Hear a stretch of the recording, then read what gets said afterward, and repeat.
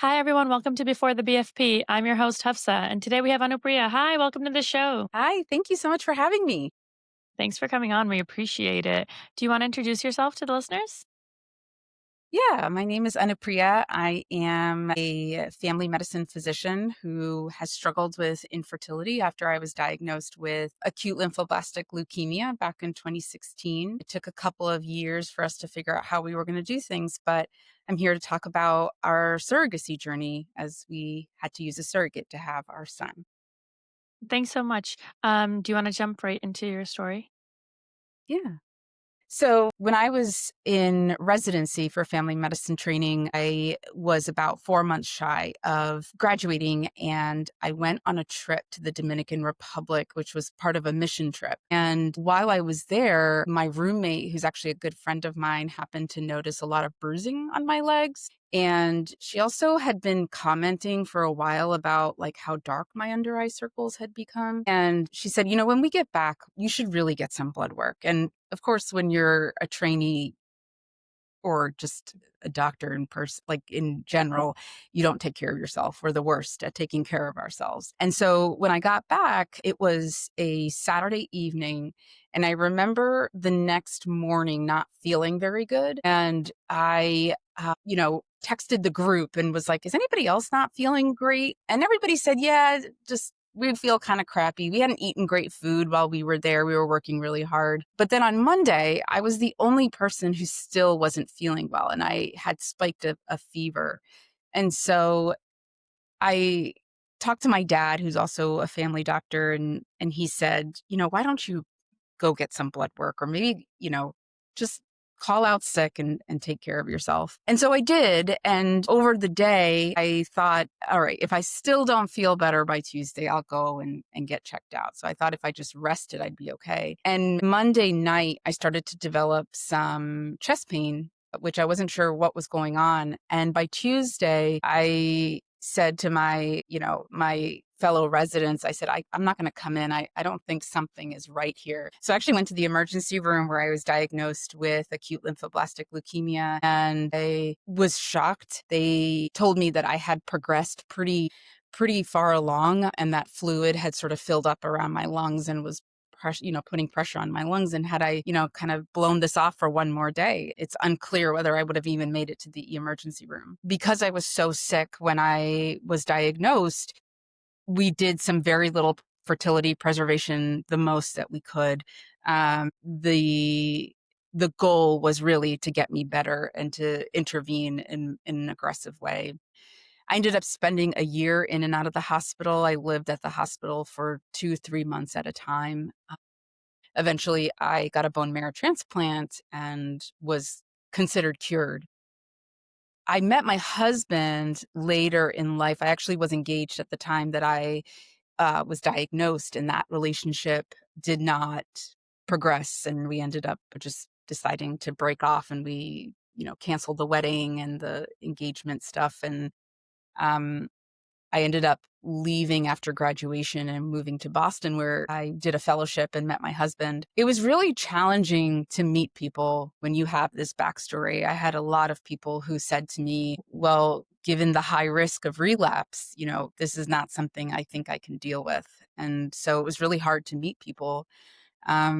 And some people would listen to my story and I would be very honest with them. I said, I don't know if I can use my eggs. And people had a really hard time with the lack of biology with the prospect of using a donor egg.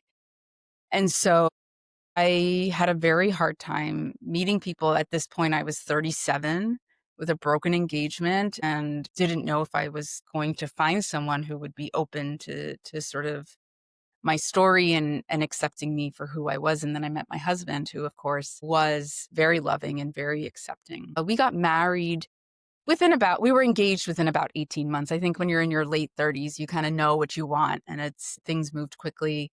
And we started working with the fertility clinic after our engagement. We worked with Mass General Hospital's fertility clinic. And, I was told pretty quickly that there was no way I was going to be able to carry because I had a bone marrow transplant and because pregnancy puts your body into an autoimmune state. meaning that, your old body, your cells kind of have to accept this foreign fetus that is growing within you because because in my body, those cells were not mine. They were the donor's cells. It was unclear whether or not my body would even accept the pregnancy because you can't do research on these kinds of situations. There's no literature out there for any of the reproductive endocrinologists to trust. So anytime a patient gets a bone marrow transplant, automatically you're told that you will probably never be able to carry. And so we had to really change everything and kind of go a different route. So over the course of 3.5 years, we found first an agency in early 2020, and then the pandemic happened. So a lot of things got delayed. And the research into looking into an agency is a whole separate conversation. There's a lot you have to think about in terms of financials, in terms of legality, things we never thought of. Like, how do we take our child out of the hospital and not get charged for kidnapping because I didn't birth the child? And so there's all these legal aspects. And if you want to go down the route of an agency, you have to think about putting a small mortgage down, in terms of how much it costs. And some people are not able to afford that. We had the privilege of having the ability to afford it, but we did tap into a lot of resources. We tapped into our HSA, we tapped into old savings that we had been waiting for a rainy day. And this was not the rainy day we thought it was going to be. And so over the course of 3 years, we worked with an agency, got all the testing done that had to happen. We found a surrogate in the middle of the pandemic who lived in Rhode Island, and we were in New Hampshire at the time. And the way that you choose a surrogate is you get these very lengthy profiles and pictures and things like that. And then you talk to them over a big Zoom call with whoever wants to be a part of that call. And you make a decision. And it's not like you get to spend time or date the surrogate. It just is based on what you find and what your thoughts are based on this one meeting you have. And then in fairness to the surrogate, you have to, within, I think it was like a week, make a decision and trust this person to carry your child and hope that everything works out. Yeah. Can you clarify one thing for me? I know you selected a surrogate, but did you use donor eggs as well, or were you able to use your own eggs? No, my child is the result of a donor egg. Okay. And it is, one of those things that when the time is right, we are going to be sharing with him. But it is something that is a whole separate conversation in terms of using donor eggs within the Indian community. And what does that mean? I was the founder of a group on Facebook called South Asian Women Infertility Warriors. And that is a That's group. you? Yeah. I didn't know that. Yeah.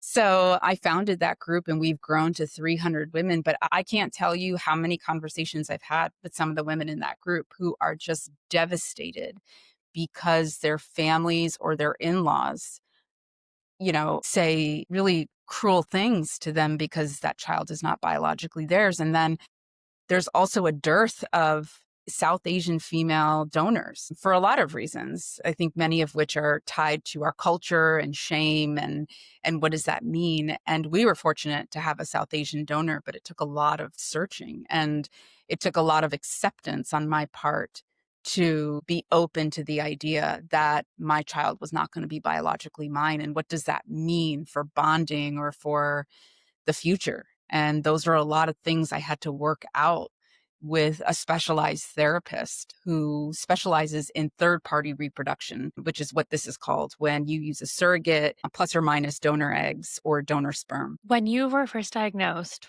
with cancer, with leukemia, like, you didn't have any of these thoughts in your head, did you? Like, how it was going to be? No, I didn't because at the time I don't know if I wanted children, but then having the option ripped away from me felt really unfair. Like I wanted the power to decide whether or not I got to have children.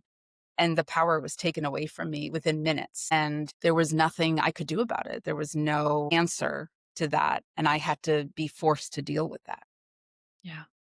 And when you were going through the surrogacy process, did they help you, like the clinic that you chose, did they help you find um, a therapist to help? And did they give you resources to sort of understand everything? And do they help you with, like, this is what you should look for in a donor or like what other people look for?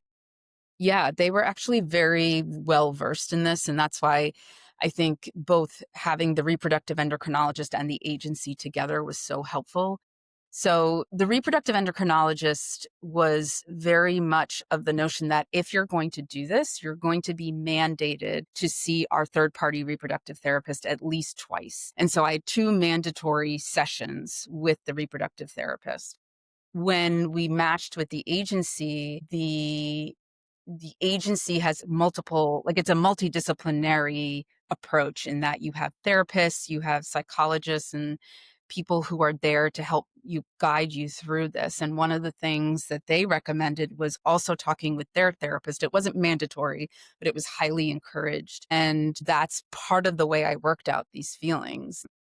And then when it comes to finding a donor, we were fortunate that the agency also provided donor sperm and donor eggs. That was part of their, you know, the way they work. They've been around for, I think, 40 or 50 years. And so they've Oh, built up wow. this ability to do that. And they would give you guidance. They would say, you're not really looking for someone who is going to look exactly like you. You're looking for features. And that felt kind of icky. It felt weird to sort of create this model baby. And there's a lot of ethics around, surrogacy, around donor eggs and donor sperm. But we had to find someone that actually would have features that would mimic mine. And we actually found someone who looked very much like my cousin. Um, Really?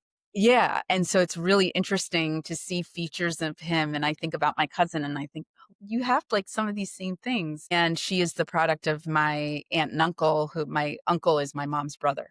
Yeah. And so, yeah, we found someone who had very similar features and we kind of just took it from there. I will if so the donors are anonymous. You get a profile picture, you get a pseudonym for them, and you get a lot of history, both psychological, physical history, previous family history, heights, weights, genetic issues. They do a pretty good job of looking for things, and it's a very tight process. So for the donors, if you have a history of a chronic mental health disorder, you actually are you can't be a donor. And if you have certain genetic conditions in your family, you can't be a donor. So we found someone who really just fit kind of what we were looking for and had a clean bill of health and history, and family history was fairly benign. Things like high blood pressure, those things are they ignore, but even something as significant as diabetes, where there's a genetic link, that's not something that they're okay with. You really have to have had a fairly clear history in your family for at least, one generation. So That might be that's why so many busy people are not donors. yeah. Yeah, I mean, we have some really real issues in terms of cardiac health and diabetes that really go a long way, and so I think that's part of the reason why we don't have a lot of South Asian donors. But yeah, I had a lot of guidance from the agency, and just I did a lot of research on my own and visited Reddit groups from people who are donor babies, and read there's a lot of children's books out there, actually, more than I That's thought awesome. there would be, that helped me understand. And also, the CEO of the agency had written a book herself on kind of all the technical terms, as well as, like, what is the minimal literature that there is out there, what does that show. And so she was able to I read her book too, and was able to just get a sense of relief and also understanding and educate myself on what I was going through. Okay. And how did your families take this? Like, were they involved in any way or well, brown families are always involved in everything, I guess. That was a bad question. So our families were kind of hands off in that they were not in my parents wanted to be very much involved in choosing the donor. I will say that it was not an easy process because my dad, just by nature, like, I don't think he knew how to be involved. And my mom has a lot of old time sort of superstitions over all of this. And she was very uncomfortable with the process. In fact, she did not want me to go through the process. She wanted me to adopt from India, or she wanted me to go to India, find a surrogate, bring the surrogate here so that my parents could watch how everything was happening. And I really set boundaries around that. I said, no, this is my journey and my husband's journey. And um, we're going to kind of do it this way. And my mom really distanced herself from the process. And it was actually a very lonely process because, one, I was the only person going through it. I didn't have any friends or a support group that I could join. My husband, I think, even in a normal pregnancy, I don't know if men really understand their role through the process. Um, they, I think, even in the best of men who are incredibly progressive and supportive, don't know what to do, offer. So my husband was very supportive, but very quickly after our surrogate got pregnant, my husband, whose job had afforded us this ability in combination with my job, lost his job. I know. And so we had bought a house. We had put down money for this surrogacy, and suddenly everything stopped. And we were dealing with me traveling to see the surrogate and him not wanting to join because it was an extra bit of money that we would need to pay for the train ticket to go see her. It was money and time for him not to look for a job. And we had a mortgage to pay and we had 2 months severance. And then fortunately, we had put a lot of the money is due up front for the surrogacy and it's put into a trust. And so we didn't have a ton of expenses left, but there were other expenses that would come up here and there. We treated our surrogate very well. Like, we wouldn't let her pay for certain things. And if there was some level of care that needed to happen outside of what the insurance would pay, we took care of that cost. We didn't expect our surrogate to do that. And so there was a lot of uncertainty and grief happening simultaneously as we were going through this process. And my mom and dad chose to be like, we don't, until the baby is born and the baby is healthy, we're not getting involved, for a lot of superstitious reasons. And a lot of, like, we don't talk about this kind of stuff. And we had several arguments where my mom said, you should never tell your son how everything happened. If he asks questions, you redirect him. And my husband confronted my mom and said, so you want us to lie to your grandson? And she said, yes. She said, because this is not, he doesn't ever need to know. He's going to be your child. That's all that matters. And if you look at the How literature, Sorry, go ahead. actually, that's incredibly detrimental to the child. And if you listen to adoptees or donor children, they're incredibly angry that they were never told from an early age. Yeah, like, how did she go from not accepting it to wanting him to never know because he's your child? I can't explain that, Hafsa. Yeah. It is No, I know. something that has caused a rift between us that's kind of unspoken. And I think that they see parents feel like we are the authority They do. until we die. And so even with with my child and their grandson, there are times my mom is like, you shouldn't be doing XYZ. And they believe that they are the authority on that, and that my parenting sometimes is not enough because I'm a young mom. I don't know what I'm doing. Yeah. So That that's that is a common theme that I have seen and experienced with my friends. I'm pretty lucky my mom's like, she'll still make comments, like, here or there, like, "We never did that in our day," or, like, whatever, but it's much less than I've seen other people experience. Like, one of my friends is always talking about how her mom will never let her discipline her child, and I'm like, "Not me." I mean, my mom will yell at me if I, like, do something in front of her or, like, say something to my son. She's like, "Don't you dare talk to him like that," or, like, whatever, like, because that's her baby now. But, she's pretty good with a lot of things, but it is definitely a theme that I've seen, unfortunately. And I think you're right, it does cause a lot of issues. There's no one to help you. It's lonely, I think, because you want your mom, like, you love your mom, you want them to understand and support you. Yeah. And Yeah. she loves him like anything now, Yeah. but I think the lead up to this was so sad for me and so lonely that it's been hard to move past that because now everything's okay.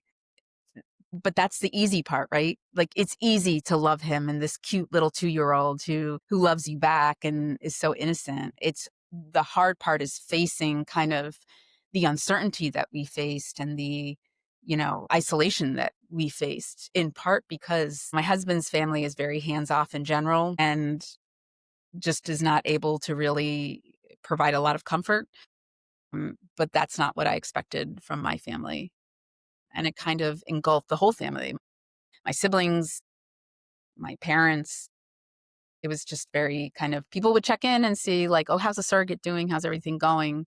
But there was no discussion or even, um, a sense of I don't know, like, of comfort in the process as we went through it because it was so, I think it was very hard for them to figure out how to talk to me about it. Yeah. Do you have any, do you have brothers or sisters? Just I have curious. 2 younger brothers.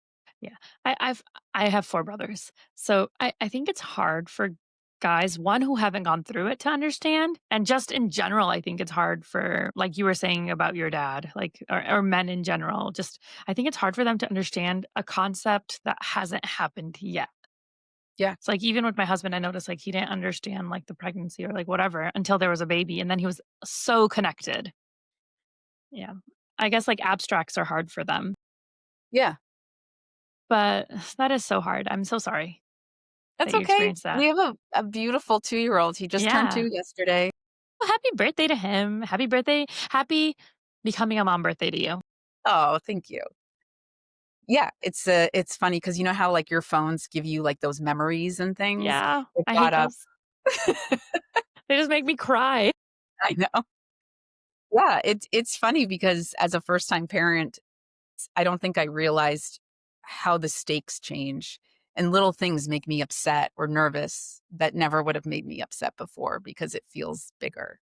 Yeah. He had a great birthday, and he's part of the family, like, everybody is very accepting of him, and he's treated just like any other kid would be.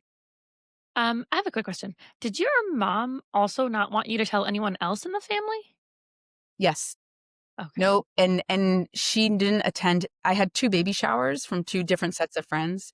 She was invited to both, and she did not wanna be a part of it. She thought it was incredibly crazy that my friends knew what I was going through and were throwing me baby showers. She wanted everything silent, like, "You don't talk about these things until it's over and we have a healthy baby in our hands." Is that also if you were pregnant yourself? Is that, like, the same thing? Is I don't that think because, no? right, like, somebody would see me being pregnant. Yeah. It wouldn't be a big deal, but I could promise you they probably wouldn't have told anybody until I was probably 6 or 7 months along. So, yeah, I mean, my uncle and aunt who live near us, my mom has 2 younger brothers herself, and they kind of did not want me to share anything until the last couple of months. Nobody asked me where the baby came from. Nobody asked about anything in my extended family. A baby arrived, and that was it. Last night, my son was asking me where babies come from, and I was like, "From God." And he was like, "Yeah, but how did they get here?" And I was like, "I'm not ready for this conversation." Yeah. But that's basically like they're adults and they're not asking the questions. Yeah. Yeah. Um, so it's very interesting how we as humans sort of we have a really I think we have a really hard time in engaging people in things that are hard to hear or hard and difficult. And it really is about it wouldn't have I'm very open about my story. I would not have come on your podcast or started that group on Facebook had I not been comfortable with it. It took me time to get here. But part of the reason I want to be comfortable with it myself is because I can't I mean, some of the stories that come into my inbox are just heartbreaking, and nobody is talking about it, and nobody is talking about sort of this problem within the Desi community of infertility. We have higher rates of PCOS in our women, and many of them struggle to get pregnant. And it's okay. It's very hard, but it should not be lonely, and it should be normalized. But as a society, Desi or not, I think infertility is a very tough topic that people keep quiet about because there's a lot of shame around it. Yeah, it's still taboo, I would say, especially in the Visi community. Like, I didn't tell anyone that I was infertile until I think like a year ago is when I started talking about it. And my son's 4 years old now because people always make it seem like the woman's fault. I mean, Mhm, and it was my fault, but still, mhm. I don't want to hear that. Yeah. Yeah. Yeah, and it's, there was a post recently in our group about someone who said that she's getting very frustrated with the comments from her in-laws about, "Why don't you have a baby? Why don't you have a baby?" And she just wants to scream, "It's your son. That's the problem." And out of respect for the family, she doesn't, but she's getting very frustrated and not sure what to do. Yeah. Yeah. That is hard because they will always make it seem like it's your fault. Even like Mhm, male factor infertility is just, I don't know, in Connecticut where I live, mhm. if you go to the clinic, they will immediately check your partner first before they put you through all the things. Really? Yeah, which I think is great. Like, they'll do your blood work at the same time, but they'll be like, "We need his blood work too, and we need a semen analysis from him." Yeah. My brother lives in California, and his wife was telling me that, like, they did all these things to her. Like, they did an IUI before they did a sperm analysis. And I was like, Well, that just seems "That's silly. crazy." And Yeah, she's like, "Yeah, like, there was no male factor infertility, but still." I'm like, "Yeah, that's bonkers to me." yeah. No, when we went in, despite what my reproductive endocrinologist knew, my husband had to be tested fully up and down because no one was gonna make any assumptions. Yeah, that's great. So your husband had lost his job and you were traveling to visit the surrogate. You guys were just getting through it. How did that journey sort of come to a close? Like, how did it work out with the surrogate? Did he get a job? Hopefully. Yes, yeah, he did, but it took time. Yeah. People think, like, I know Desi parents are like, "You can be an engineer, a doctor, or a lawyer," but that doesn't guarantee anything. Even being a doctor these days doesn't guarantee anything, and he's an attorney, and he was able to find work, and now we're doing great, but it was one of those things where it took time. It took him a year to really get himself kinda going, and I was doing solo trips to the state where our surrogate was, but at the end of it, her and I had a conversation, and we kinda talked about, like, how do we want this to go? How do we want this to end? And she said, I've been grappling with this myself, but I think if you want to send me things and you want to keep me posted, that's great, but I'm not going to initiate contact. If he ever wants to meet me, happy to do it." But I think it made me realize, like, how hard this must be for her. She had had 5 children already, and this was something she wanted to do before having her tubes tied. This was her last kind of hurrah because she had seen infertility in her own family, and she wanted to give to somebody that thing that she could give that other people in her family had not been able to receive, and that was sort of her, you know, big thing that she wanted to do before the end of her life. And it was hard to have this, we were texting almost on a daily basis. And I was seeing her once a month, and she had the baby, and we said goodbye. And we took a picture of myself, my son, and her in the hospital before she left. And then she left. And we haven't spoken since. That's I hard. sent her, yeah, it is hard. But I think she, without saying much, really struggled with this idea of, I gave birth to a child that's not mine. And I think that I needed to respect her space and whatever she was feeling. And I hope that my son will get to meet her someday because she gave us such a gift. Um, but we sent her the birth announcement, and that was it, and we have not touched base with her since, and I hope she is well. I hope to see her and talk to her again someday, but for now, I think the distance is okay. Yeah. I saw a TikTok or an Instagram yesterday.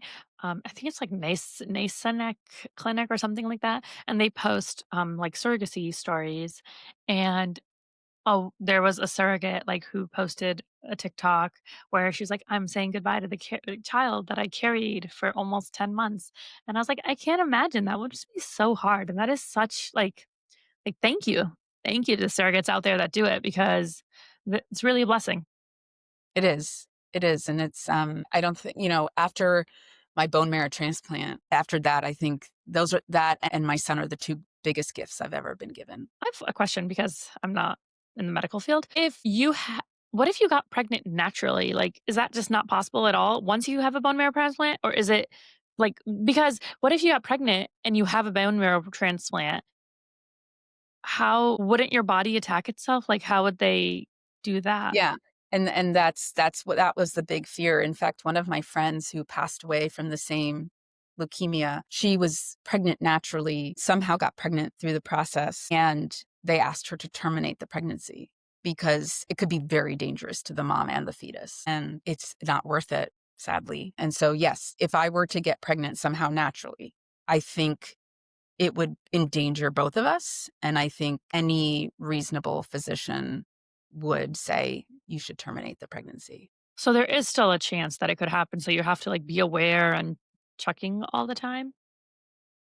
There's a very low chance for me based on Oh, all the testing and everything. I'm also because I went into a medical menopause from treatment, I'm on birth control, a hormonal birth control.